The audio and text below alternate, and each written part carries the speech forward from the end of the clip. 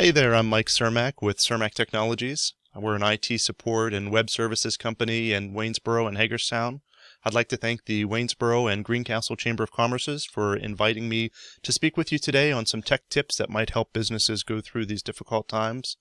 I'm working from home, as a lot of you probably are as well, and some things you want to consider is that a lot of your customers may be at home as well, and they're wondering if you're even still up and running. So first and foremost, one of the things you need to do is update your website, put a note on there about what you're doing, what you're offering, if you're even still open, if you have limited hours. A lot of websites have something up there. Of course, the chambers have their own. They're doing a lot to try to support small businesses. But a lot of big companies also have the announcement up here where you can learn more about what they're doing and how it affects their business. Closures and news, virtual options that are available, and any closures that are taking place. The first place that a lot of customers are going to look is your website.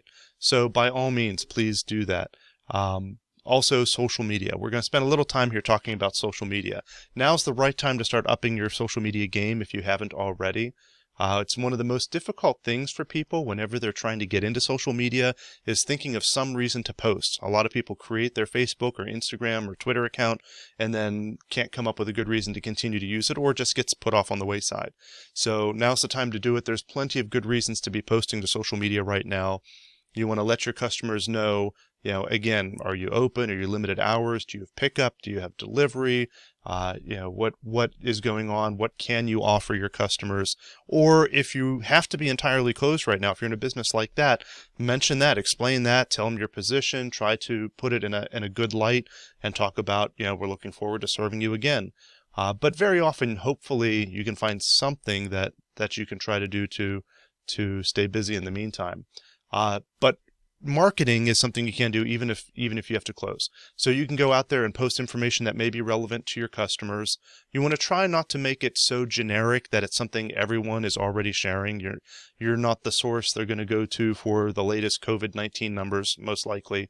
You're not the source for, whatever. I mean, in certain specialties, if you're a healthcare provider, maybe you are the source people are going to go to for some of these things. But otherwise, if you're a restaurant, that's not what people are going to expect to see from you. Try to do it so that it's, specific to your industry, specific to your page, if you can, to your business, if you can. You also want to be sensitive to your audience. In general, it's better to err on the side of taking it too seriously rather than not seriously enough. You don't want to come off as trying to downplay things or being insensitive.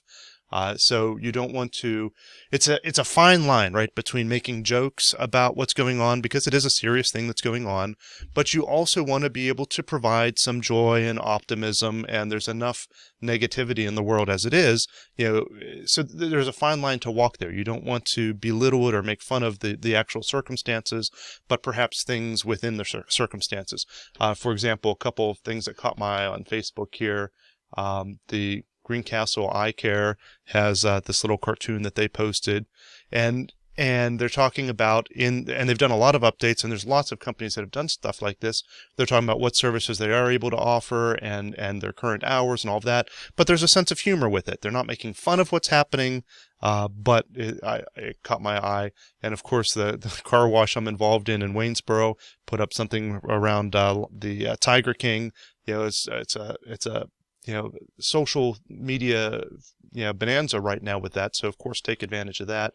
And Johnny's up here in Chambersburg also has, their up-to-date hours, and they're talking about, it's a difficult time now. It might not be able to visit your favorite restaurant, but you can at least go out and grill. Oops, and they even have audio on there. And that sort of thing is what you should be considering doing, is something that is timely. It's talking about your business. If you have something you can offer in the meantime, offer it. But if not, you can do something that, at least gives people a smile without being offensive, and helps to keep your business up in the forefront of your customers' minds, and to let them know, you're even still around. I can't tell you, as a customer, I've been looking at some different websites and Facebook pages, not as a critic, but literally just seeing if these companies are still open, and some of them haven't updated their websites or their accounts, since before the pandemic started. Their last update was in February. I'm like, so are they completely out of business now? I don't know. Can I call them at their regular phone number? What hours do they have? What services are they still? I don't know. So you need to be pushing that, because now more than ever, people are sitting at home, like I am right now, on their computers, on their phones, on their tablets, looking for information. And, boy, you want to make that as easy as you can for them. You want to be getting out there, now more than ever. Some other ideas, again, it's sometimes difficult to come up with ideas for posting once you do the basic news and yes, we're open or no, we're not, and all that sort of stuff. Look in your industry, look at industry association groups, look even at competitors, maybe in different areas, see ideas that they're posting. Perhaps there's some video that you can make or that, you can share that is, would be useful and valuable to your customers. Trying to think of some examples off the top of my head, but something that would be, that would be interesting to them. Yeah, perhaps you do something with gardening, and it's certainly the season to start gardening. You could be sharing videos or tips or tricks or something in that regard. It depends entirely on your industry, but chances are there's something you could be sharing, even if it's not specifically timely right now. At least be giving some tips and tricks, doing something valuable that people will notice and keep you in mind for whenever this is over. If you're doing a promotion, if you're going to have sales, if you're still operating, try to emphasize that you're doing it, that there's a need to support local businesses, there's a need to support your employees, there's a need to do that sort of thing, and also mention the steps that you're taking to keep your employees and your customers safe. You don't want to come off as tone deaf and trying to take advantage of the situation. If you're in a business that is doing cleaning, or that is, healthcare, or that is, I'm trying to think of some other industries that maybe are faring better than others right now. You don't want to look like that guy or that woman who is out there just trying to make a buck when everyone else is suffering. So make sure you're trying to put it in the right light, that, we're glad that we can support our employees and that sort of a thing. And here's what the steps that we're taking to help you out. I'm focusing largely on Facebook. The same rules apply with any social media platform if you're using Twitter or Instagram or any of those. The most important thing is just don't disappear. Don't use this as an excuse to go on vacation in your business. Now is the time to be using some time to market your business. Okay, next thing I want to talk about is video conferencing. So a lot of people have been asking me about this. There's been a lot of news lately about Zoom and other video conferencing programs. There's a lot of ways to be able to do video conferencing to talk to your customers or your employees or your vendors. If you're in a business that can still operate in some regard, being able to do it via video conferencing is really great. One thing to be aware of, the first thing a lot of people go to when they're doing one-on-one video calls, they think of FaceTime on an iPhone, and that's great and works really well. The problem is that only works on Apple devices. So if you have customers, and at least 40 or 45% of your customers aren't using iPhones, so be prepared for that. If you're going to be offering some sort of remote consulting services or something like that, don't just assume everyone's going to be able to talk to you on FaceTime, and then suddenly when the time comes for your appointment, realize, oh no, I can't communicate with these people. Have some backup options ready and prepared and maybe even tested for that. There's a lot of good ones out there. Of course, if you have Facebook Messenger, and your client does as well, Facebook Messenger has a video chat in it that works on Android and iPhone and can connect between the two. There's Google Hangouts that works on both, even though it's a Google product, it works on Apple as well. Same thing with Google Duo. There's a lot of different ones like that are great for kind of one-on-one or small group video conferencing. Whenever you're talking about a bigger group, or you're trying to do a presentation with slides or screen sharing or something like that, the go-to one for me for a long time has been Zoom. And a lot of people are familiar with Zoom. They've unfortunately been in the news lately for some not so great problems. Some of them have been a little exaggerated, but some of them are serious. There were some privacy issues, specifically in terms of how encrypted the connections are really. And then the problem also with, if you record your session on Zoom, it wasn't as private as what we might have hoped it would have been. That said, I still like Zoom. I think they're fixing these problems. You can imagine the growing pains they're going through right now. But I probably wouldn't do anything really confidential over Zoom at the moment. A lot of other ones are out there. Of course, WebEx is a popular one owned by Cisco. They're kind of a direct competitor of Zoom. There's Google Hangouts again. We mentioned before, it lets you do those sort of chats or conferences as well. as one-on-ones. Skype is a good one. So a lot of people don't think of Skype anymore, but they just came up with a new service called Meet Now. And the nice thing with Meet Now is it works kind of like Zoom, that you can start a video conference and invite people via email to it, so that they don't actually even have to have a Skype username and password in order to join in. They can jump in directly. Participants can easily join the meetings whether they have an account or not. So that's kind of a nice direct competitor to Zoom there. And with all of these guys, with Zoom and with Cisco and with a lot of them, they're currently expanding what they offer for free. They have free versions. Of course, they have paid versions as well. And many of them are increasing how much they're giving away for free. Here we go. Special offer. We're here to help you remotely. Upgraded free plan. First month is free. 4 months free when purchasing an annual plan. And they've upgraded some of the things. Instead of having a limit of 50 participants, you have a limit of 100. You can meet for as long as you want instead of 40 minutes. And this is all under the free plan.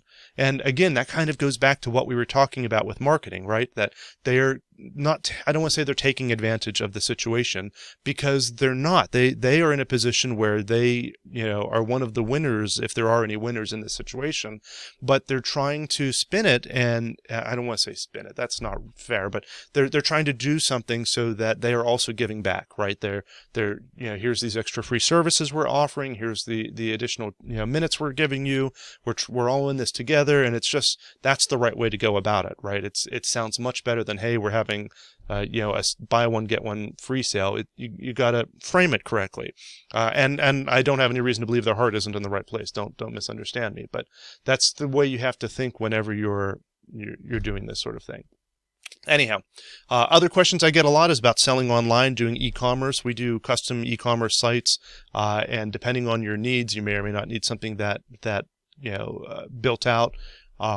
You can do a lot of quick out-of-the-box stuff here in the meantime. There's a lot of good programs out there, like, of course, Square. Square is a company a lot of people are familiar with for their on-premise payment solutions. You may have a Square tablet or phone app or whatever that you use to accept payments in your business already. And in addition to that, they also have e-commerce, so they can do online stores. If you're already a Square customer, this is a no-brainer. You can go in here and start creating it for free. Of course, they do have various levels. Wonder where they have that. Curbside pickup and local delivery available through this, and the monthly fees are waived through June. They do have various different options depending on what all you want the store to be able to do.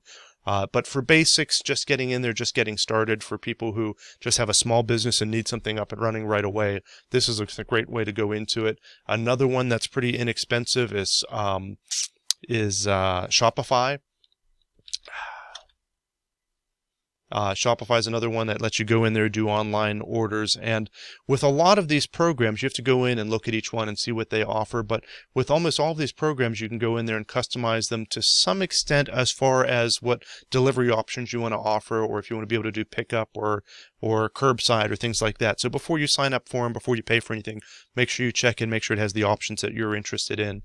At the very least, one thing your company can do, even if you're not doing e-commerce, is gift cards. And again, if I go back here to Square, they offer gift cards that you can sell online right here.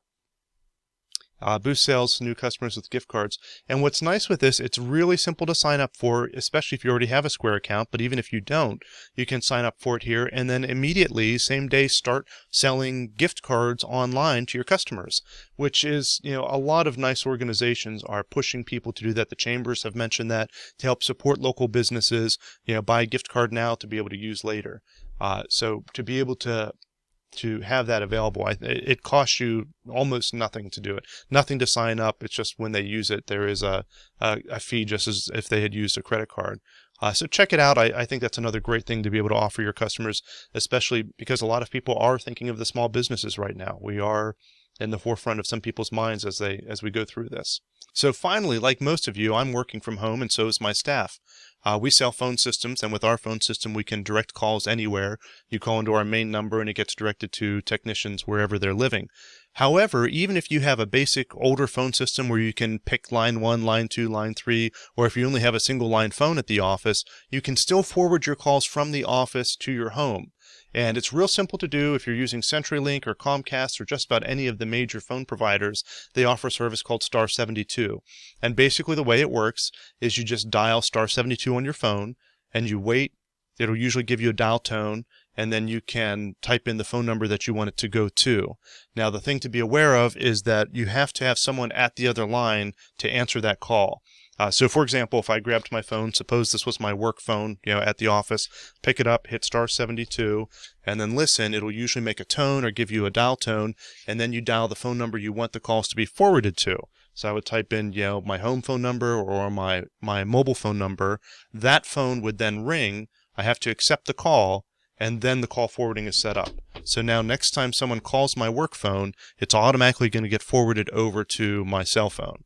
Whenever it's time to cancel that, whenever this pandemic is over and you're up to normal office hours again, just pick up your work phone again and dial Star 73, and that'll cancel the call forwarding.